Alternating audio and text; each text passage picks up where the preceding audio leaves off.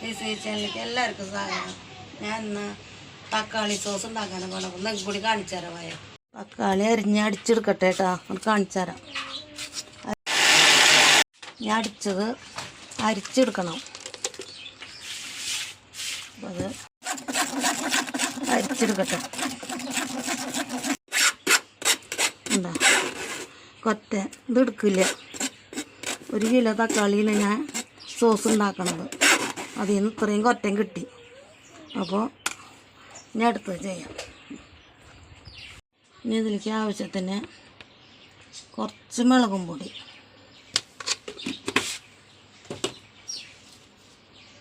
പാകത്തിന് ഉപ്പിടണം,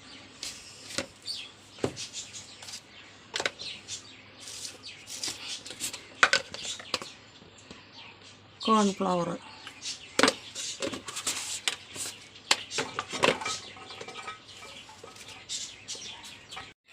പഞ്ചസാര കോൺഫ്ലവറിലിടണം.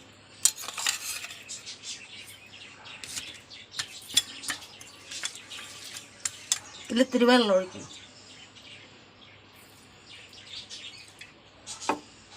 കലക്കി വയ്ക്കട്ടെ.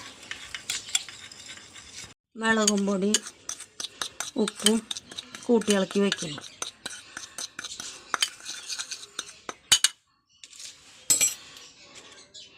ഒരു 1/4 ടീസ്പൂൺ നാരങ്ങ നീര്. പിന്നെ പഞ്ചസാര ഇടുമ്പോൾ ഞാൻ പറയുന്നത് ലായനിയാക്കണം. ലായനിയാക്കട്ടെ.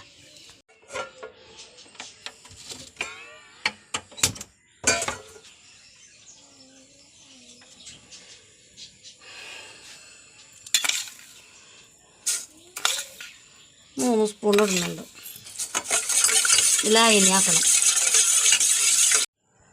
1/4 ടീസ്പൂൺ നാരങ്ങ നീര് പറഞ്ഞില്ല, അത് ഈ ലായനിയിൽ ഒഴിക്കണം.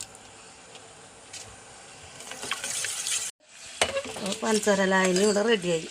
അപ്പോൾ അത് മാറ്റി വയ്ക്കാം. ഒരു പാത്രം വെച്ചു നമ്മൾ അരിച്ച് വെച്ച തക്കാളി നീര് ഇതിലൊഴിക്കണം.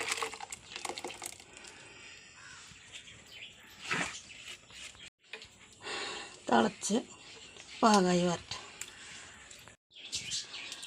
ചെറിയൊരു സവാള അല്ലി, ചെറിയൊരു കഷ്ണം ഇഞ്ചി, 2 ചെറിയ വെളുത്തുള്ളി, പട്ട, 1 ഏലക്കായ. അത് തുള്ളി വെള്ളം ഒഴിച്ചിട്ട് അടിച്ചെടുക്കണം.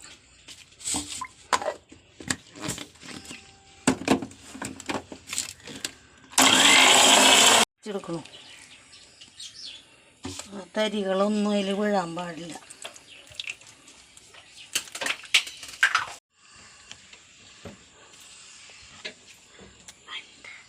മുളകും പൊടിയും ഉപ്പും പൊടിയും കൂടി കൂട്ടി കലർത്തി വെച്ചിട്ടുണ്ടായിരുന്നില്ല, അത് ഇതിലിടണം.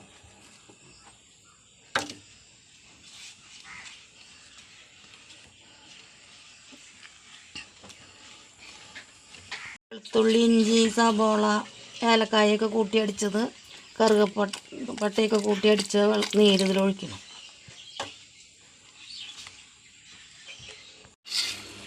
2 ടീസ്പൂണ് പഞ്ചസാര ഇടണം. ചെറിയ ടീസ്പൂണാണ്. അപ്പോൾ 4 ഇടുന്നുള്ളൂ. നേരത്തെ പഞ്ചസാരയും കോൺഫ്ലവറും കലക്കി വെച്ചിട്ടുണ്ടായിരുന്നില്ല, അത് ഇതിലേക്ക് ഒഴിക്കണം. നേരത്തെ ലായനി ഉണ്ടാക്കി വെച്ചില്ല പഞ്ചസാര, അതും കൂടി ഒഴിക്കണം. നമ്മുടെ തക്കാളി സോസ് ഇവിടെ റെഡിയായി. ഇതേപോലെ കട്ടിക്ക് വറ്റണം. ഉണ്ടാ ഇതുപോലെ ആവണം. അപ്പോൾ നമ്മൾ കടയിൽ നിന്ന് മേടിക്കണ പോലെയൊക്കെ വരുള്ളൂ. അപ്പോൾ കട്ട്ലേറ്റിൻ്റെ കൂടെയാ പക്കവടയുടെ കൂടെയാ ഒക്കെ കൂട്ടി കഴിക്കാൻ പറ്റും. ഉണ്ടോ? അതുപോലെ കൂട്ടി കഴിക്കാം. എല്ലാവരും ട്രൈ ചെയ്ത് നോക്കുക. ലൈക്ക് ചെയ്യുക, ഷെയർ ചെയ്യുക, സബ്സ്ക്രൈബ് ചെയ്യുക. അടുത്ത വീഡിയോയിൽ നാളെ വരാം. ബൈ.